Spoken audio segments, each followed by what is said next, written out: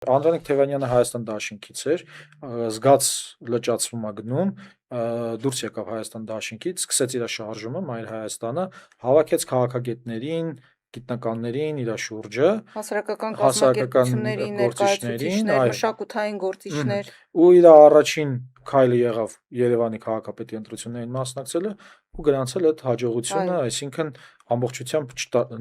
եկեք անկեղծ լինենք, իրանք պարտվեցին Երևանի քաղաքապետի ընտրությունները, ուղղակի ընտրագողություն արեցին, որպեսզի իմ նախկին ընկեր Ավինյանին կարողանան սարքեն Երևանի քաղաքապետ։ Նախկին ընկերն է։ Հա, դες լիքը նախկին ընկերներն են։ Մութանցյալներին։ Մութ չէ, շատ լուսավոր էր, շատ լավ ժամանակ ենք անցկացրել, հետո սենց եղավ։ Բայց հետո տենց փոխվեց։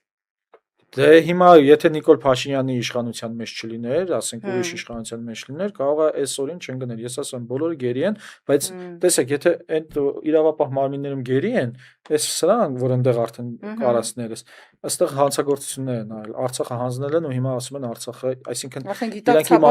ոչ միայն արյունով, հա, ոչ միայն, բայց Արցախը ամենացավոտը սա էլի, որովհետև այստեղ մի հատ լուրջ բան խնդիր կա։ Իմ ընկերների արյունով իրանք գրել են, որ Արցախը մերը չի։ Իրանք խաբել են ինձ ու իմ ընկերներին, ասելով որ դուք հայրենիք եք պաշտպանում, զորակոչել են, զենքը վերցրել են, գնացել ենք մահվան բերան,